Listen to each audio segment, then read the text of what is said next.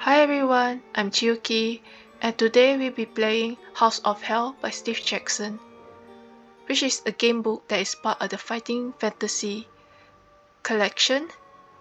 If this is your first time hearing about Fighting Fantasy, it's basically a series of game books where you can make choices and experience events as the main character. Basically a choose your own adventure series. So first and foremost, before we begin our little adventure, we must fill out our adventure sheet. First up is our skill. So initial here means our max and cap that our certain stat can have. So our initial skill we determine by rolling one die. And I'll do so by flipping the pages of this game book. And the first die is 5. And then we add 6 to this number. So 5 plus 6 equals to 11. Okay, and then we move on to our starting skill. So for this game, we actually have a penalty of -3, which I will explain why later. So it's 11 minus 3, which brings us to the number of 8. So for skill, initial is 11, starting is 8. Okay, moving on to stamina. So for our initial stamina, we have to roll both dice. So we got a 3 and a 6, which is 9. And then we add 12 to this number. So it's 3 plus 6 plus 12. Okay, and then it's 9 plus 12. So it brings us to a total of 21. So for stamina, our initial is 21. Our current is also 21. Okay, so moving on to luck. So to determine our initial luck, we have to roll one die.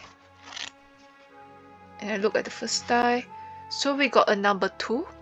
And then we add 6 to this number. So 2 plus 6 equals to 8. So our initial for luck is 8. Our current is also 8. Next is fear.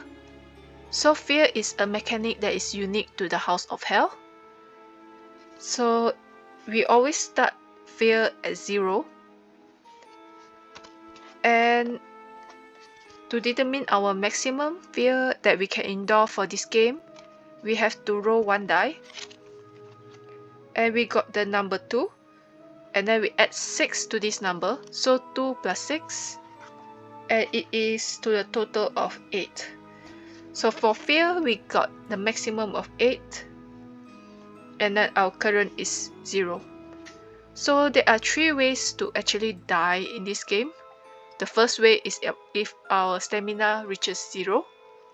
The second way is our fear surpasses the maximum of fear we can endure. And then the third way is special events that result in a not permadeath, but result in a sudden death. Okay. And then after that we have items. So remember when I said that our starting skill has a penalty of -3? It's because in this adventure we are a civilian character. That starts with no weapons or a way to fight. That's why we have a -3 penalty. And then that should be it. So a little bit of recap. Skill is actually our fighting ability. Stamina is our HP. Luck is used during test your lucky scenarios. Test your luck scenarios, basically. So fear is to gauge like your level of fear, basically. So since we've finished our adventure sheet, we can move on to the story.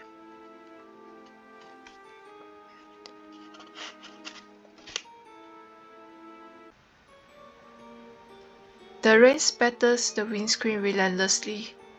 You can see no more than a watery gloom as you strain forward over the steering wheel to see the road ahead. Although the Vipers fled valiantly, they are fighting a losing battle. As the rain drives harder and harder, your foot eases off the accelerator. The headlights struggle to light up the road. Damn, you curse the white-haired old man who sent you off along this bumpy track. Probably he meant the second turning on the left, or even a right turning. The old fool. Perhaps this is his idea of a joke.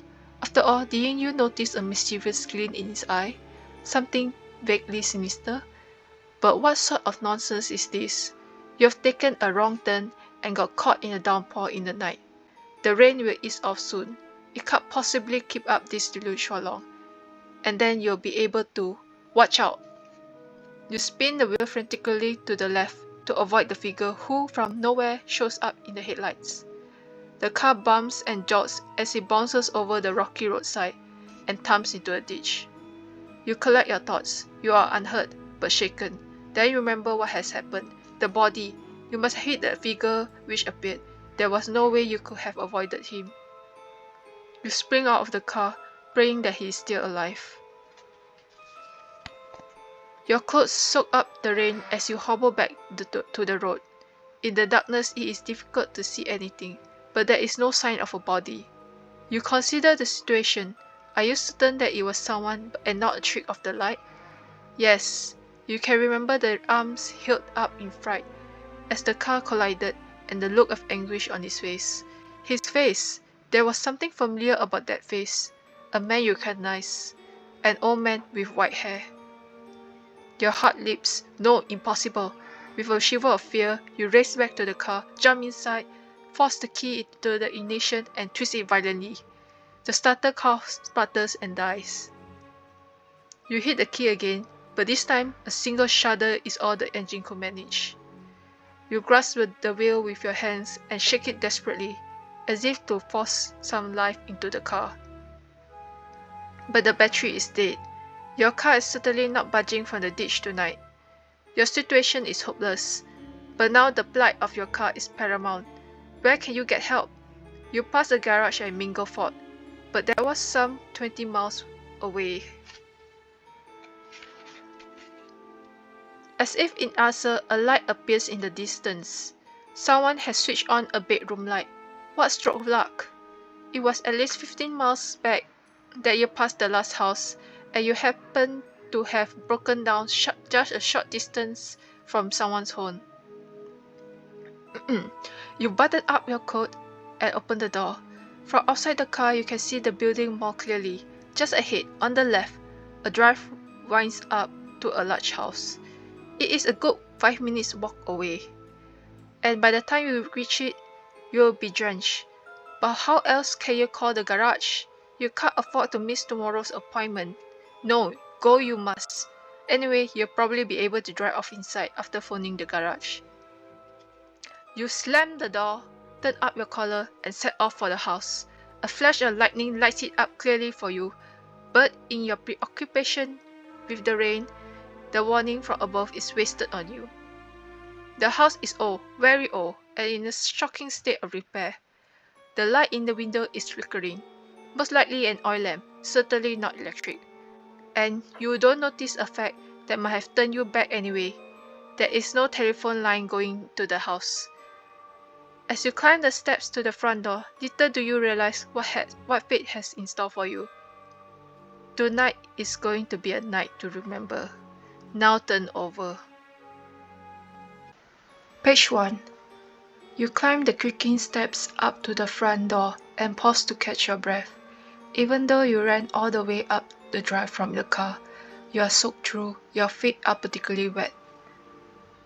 Judging by the number of puddles you step into the dark, the drive needs a small fortune spending on repairs. But under the porch you are out of the storm and you brush the rain from your clothes before turning towards the door. The rain is still pelting down, but an eerie silence hangs in the air. No lights are on downstairs. You step back off the porch to check the upstairs window, which attracted your attention earlier. Nothing, no lights. The whole place seems to be deserted. But then you remember the time, 5 minutes to midnight. Everyone in the house has probably gone to bed.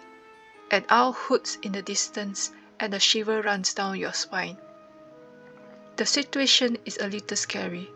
Here you are in the middle of nowhere at some strange rundown old house about to wake up whoever lives inside at midnight.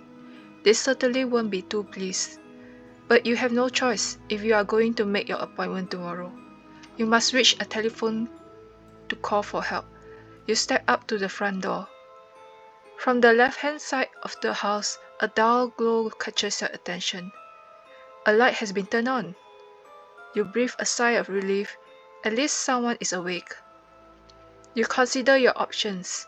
There is an elaborate knocker in the middle of the door and a bell pull hanging down to the right.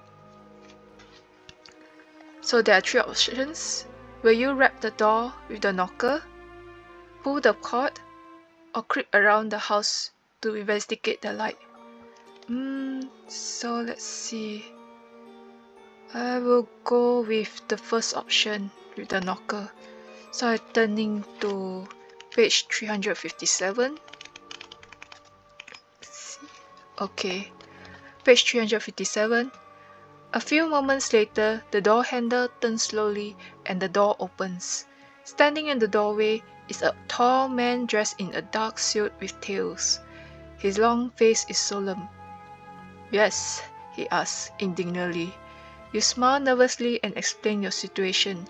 Your car has broken down, you need to reach a telephone, and you are soaked to the skin. The man's face remains expressionless. Come in, he orders. The master is expecting you. Follow me. He leads you into a reception hall and tells you to sit down while he informs his master of your arrival. Turn to page 8.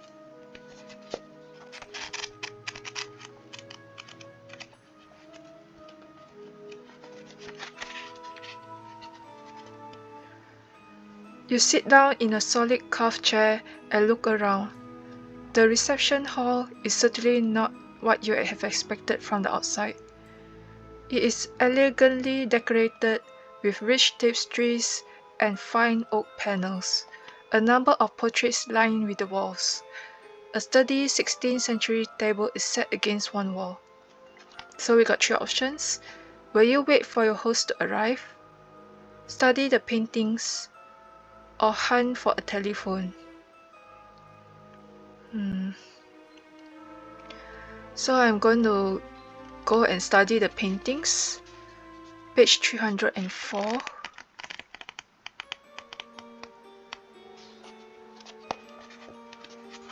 Three portraits are particularly interesting. Will you look at a beautiful young woman wearing a tiara? A middle-aged portly gentleman wearing half-moon glasses, or an elderly woman with grey hair and a cold expression? So this one we also got 3 options. I think I'm going to go with the third option here, which is an elderly woman with grey hair and a cold expression. So turn to page 250. Alright. Okay. You step up to a portrait of the Duchess of Brewster, 1777 to 1845. She looks a stern old woman with an icy stare. A lady of nobility, no mistake. But as you stare, her image seems to shimmer. You blink and try to look away, but you cannot. Within the shimmering face, you can see small movements and your jaw drops as the portrait's eyes turns towards you. Add 1 fear point for the fright. So that means so we have to go and add 1. Now currently we have 1 fear point, closer to getting frightened to death. Okay. The woman's lips starts to move and you hear a voice saying, "Stranger, you have innocently stumbled into a cursed place. Would that I could bid you escape, but alas you cannot. There is evil and suffering within these walls, and you may only escape by destroying it. but that is also almost impossible. I can tell you this though, you have an ally close by who may be able to help. This man is dressed in a grey robe, so I'm going to write that down. So ally dressed in grey robe. And then I'm also going to write, this was said by the Duchess. I think I'm going to write down her year as well, just in case. Yeah, please bear with me while I write. Because the year might be important, so I'm just adding stuff in. Then I'm going to put like a little page marker here as well. Okay, so I'm continuing the story. If you can find him, you may together free this house from the evil that controls it. With these words, the shimmering stops. You rub your eyes and look again. The painting is still. Turn to page 237.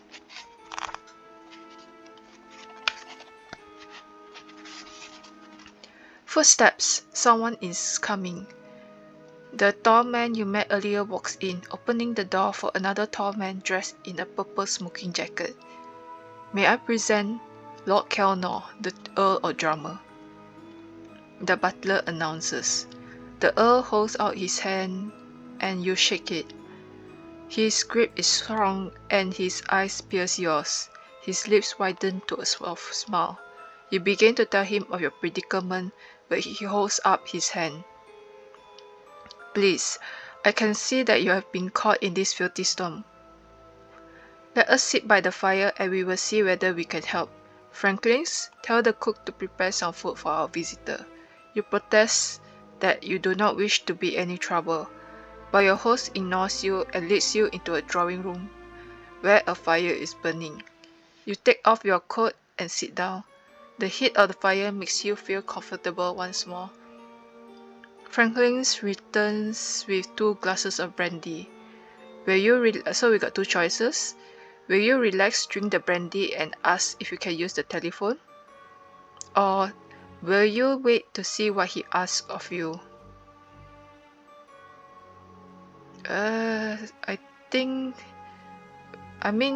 From the story we read before, we didn't see any telephone line that is going to the house.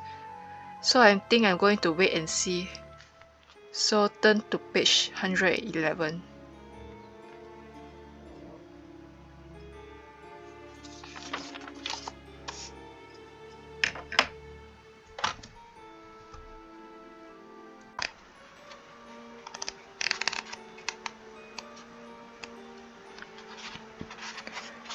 Your host is a little annoyed by your nervousness.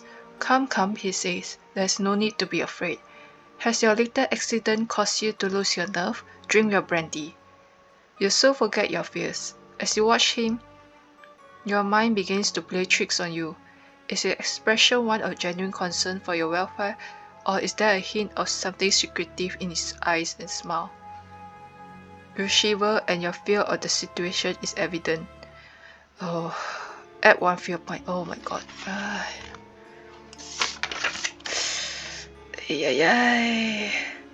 So now we're at 2 fear points. That's not good. Okay. A short while later, Franklin appears. Your meal is served, sir, he says to the Earl. You both rise and go through to the dining room. Turn to page 309. Not good. Not a good start. The dining room looks magnificent.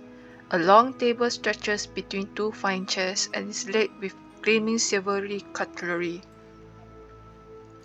A rich red wallpaper covers the walls and the room is lit by a sparkling chandelier, bristling with candles, which hangs from the ceiling. You take a seat and the butler moves behind you to offer you wine. Will you take white wine or red? So we got 2 choices.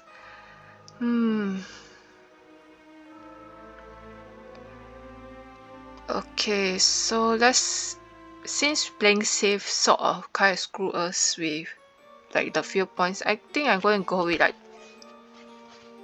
red, I guess. Turn to page 395. Okay, hopefully it doesn't add more few points.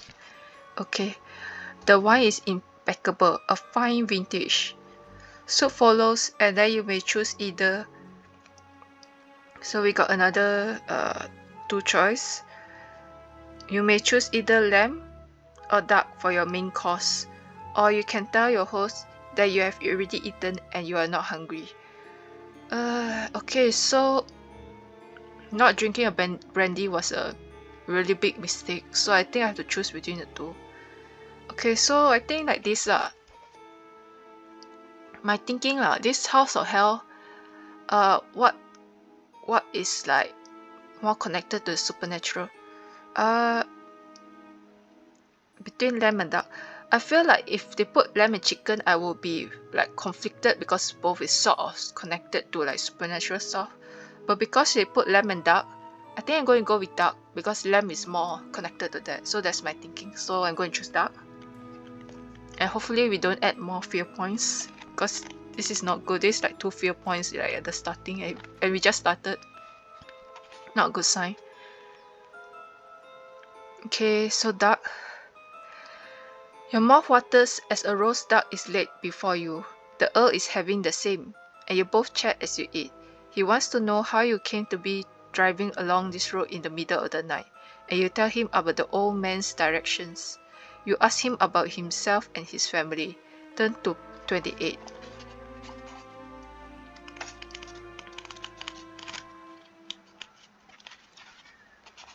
Okay.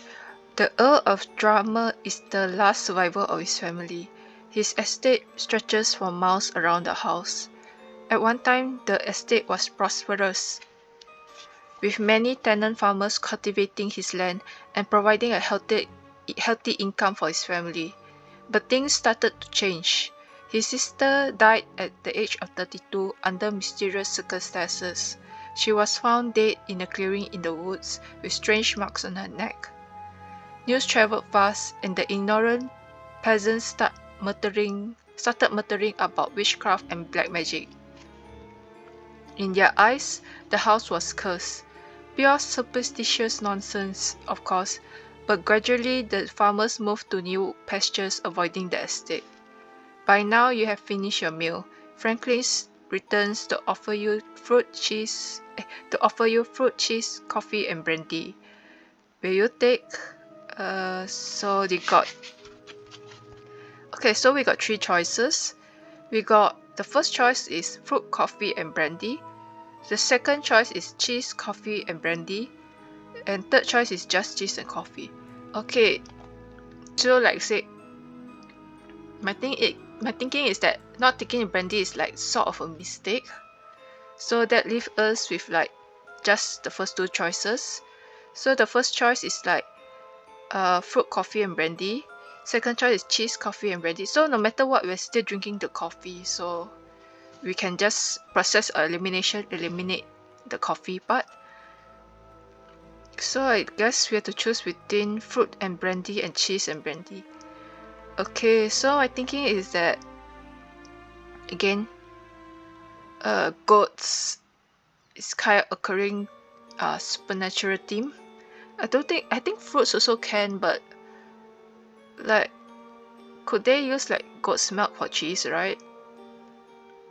And I also don't like the fact that the cheese is also like the third option. And like only the first choice doesn't really have like the cheese. So like again, I just repeat what I say. So the first choice is fruit, coffee, and brandy. Second choice is cheese, coffee, and brandy. And then the third choice is just cheese and coffee. So I think I'm going with the first one. Just like process elimination. So fruit, coffee, and brandy. Turn to page 224.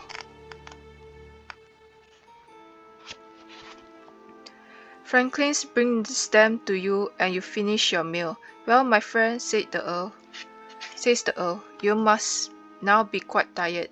It is well past midnight. Franklin will show you to your room. You thank him and follow the butler out of the dining room.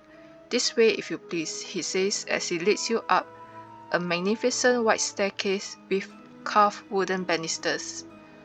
A landing at the top leads to various different rooms, each with a nameplate on the door. He takes you to one which reads Erasmus' room and opens the door, wishing you a good night's sleep. Turn to page 5. Okay, I'm going to write down this room name just in case.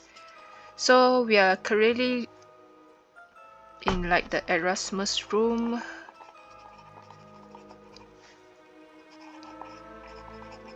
Okay, I think this name might be important. I'm going to write the page name as well.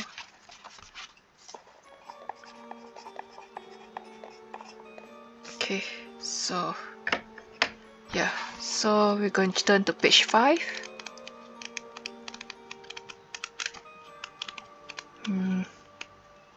Okay, the bedroom has been prepared for you. The room is not large, but a huge mirror appears to double its size.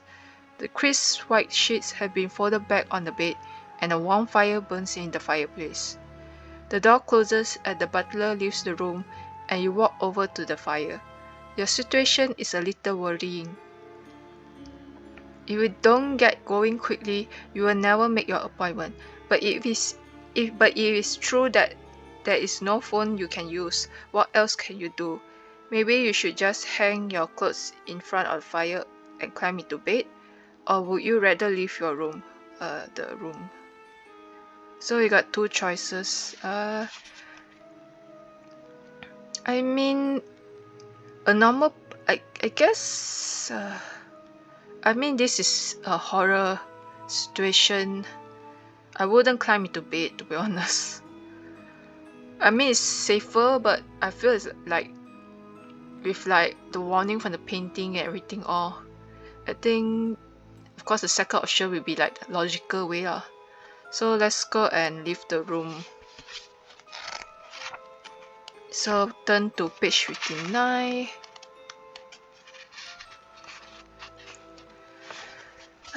Suspicious behavior. The door is locked. It seems that your host certainly don't want you prowling around the house. Do you want to try to... Okay, so we got 3 choices. Do you want to try to break down the door or climb into bed? If you prefer, you could pretend to go to bed, switch out the light and wait to see what happens. This is not looking good.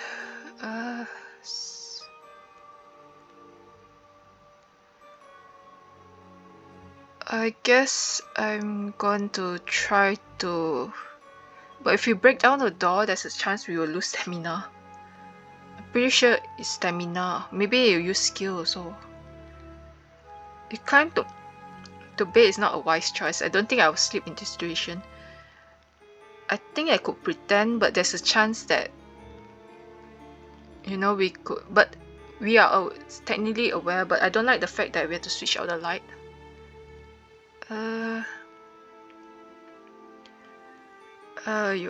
But if it's locked, then I mean it's already locked. I think I'll just pretend to go to bed. So I'm going to turn to page 63.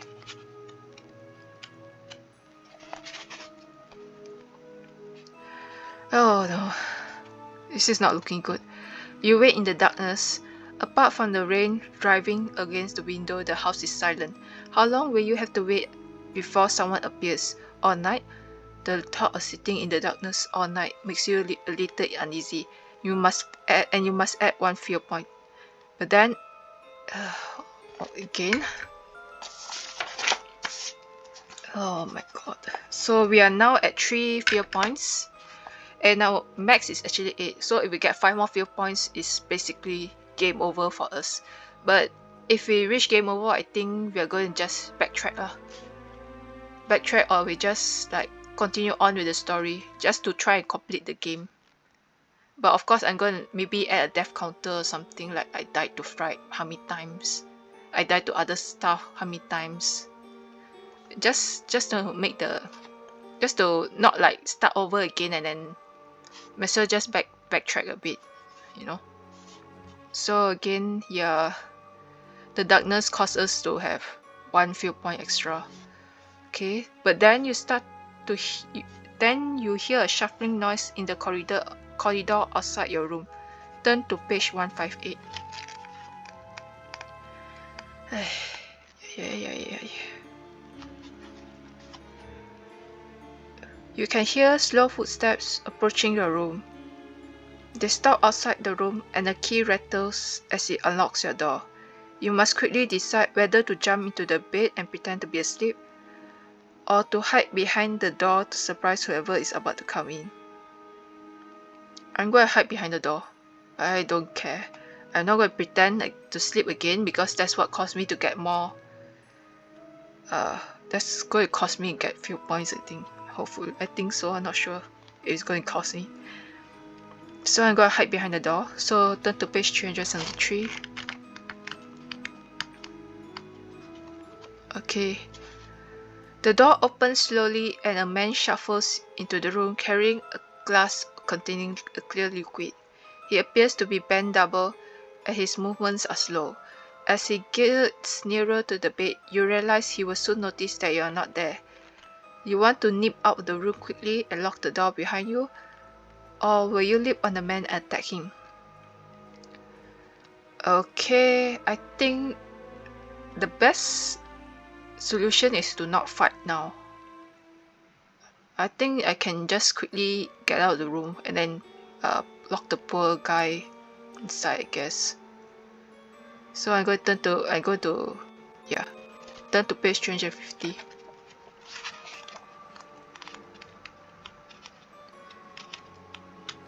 Okay. You're on a landing overlooking the entrance hall. To your right, the passageway ends at a door. To the left, the landing turns right past a couple of doors. Do you wish to turn out to the right, or will you rather prefer to follow the landing round to the left?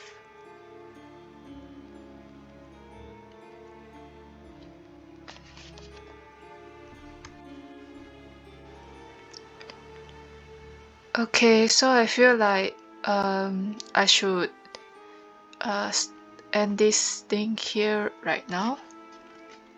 So next time we have to decide between whether we want to go to the right or to the left. We'll leave it for the next episode. So to recap what happened, basically we got our car stuck and then we entered a creepy house. Then we met with the owner of the house, and then we encountered a lot of weird shit and spooky stuff. And our skill and stamina is alright, our luck is alright, but it's not looking good for our fear. We have 3 points, so we must try to find a way to like lose them or to lower it, but I don't know if we can find it in time. There's a chance that we might actually get frightened to death. I mean, getting 3 fear points at the start is not a really good sign. Anyway, thanks for watching and I hope to see you again in the next episode. Bye!